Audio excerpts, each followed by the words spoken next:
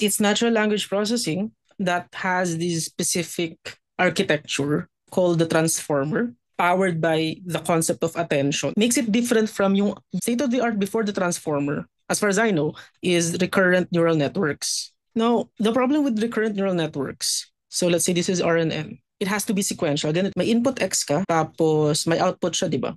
Let's say X1, may output siya na let's say X2. Tapos babalik siya dito. So, ang mangyayari dyan, X1 and X2, then mag-out X3. So, autoregressive siya. However, training and inference, it has to follow this loop, right? So, in order for you to predict, let's say, X1000, you will have to go through X1, X3, and then X999 before ka makarating kay X1000. So, during training and inference, ganyan. However, this is problematic for training large data. Imagine what if X1 trillion, di ba? So you have to loop through it and then one at a time. And that takes a lot of compute and it's not parallelized. You have, let's say, a lot of CPU power, you have a lot of GPU power, pero you're constrained by the architecture na kailangan sequential siya. So series siya, hindi siya parallel.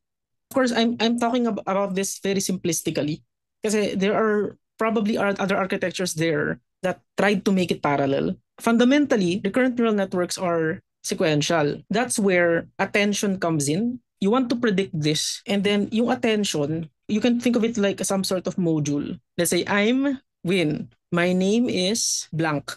So for the recurrent neural network, ang gagawin niya, I'm, tapos RNN, go through this entire thing, right? But for attention, it doesn't need to do that. Ang gagawin lang niya, okay, this is important, and it's gonna give weights or attention. So for example, si Win, let's say 0.8 yan. Name, let's say 0.6. Ito, let's say 0.3, ito 0.3. Something like that. I'm just making up numbers. Okay, let's say that this is actually 0.95. So sasabihin niya, okay, ito yung important. So ginagawa niya yung lahat in parallel, sabay-sabay. So kahit napakahaba nung text mo, sabay-sabay, ano yung attention for each of those text or characters. And then I will use that to predict. So meron pa ditong neural network, the rest of the neural network, to predict that it should be Win. Kasi nakita niya to. Right? Because of this, parallelized na siya. Instead of going through each one step by step and trying to predict this at the end, parallelized siya. And because parallelized na siya, it enabled the use of lots of GPUs and CPUs na ma-maximize yung utilization. Kaya nang gawin yun kasi na-parallelize na siya.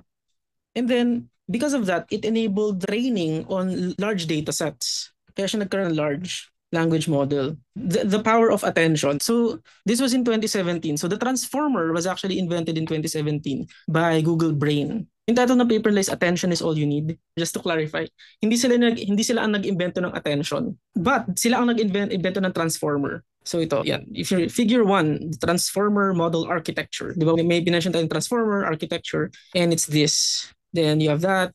Positional encoding, you can think of it as a black box right now, but there's that thing. You have multi-head attention, mass attention, blah, blah, blah, linear softmax, and then output probabilities. So output probabilities yung minention natin kanina, di ba? You have a vector and what's the probability per element of that vector. All of these are nothing but matrix multiplication. But actually, the math here is not that hard. Oo, not kidding. That's super easy. Multiplication lang to eh.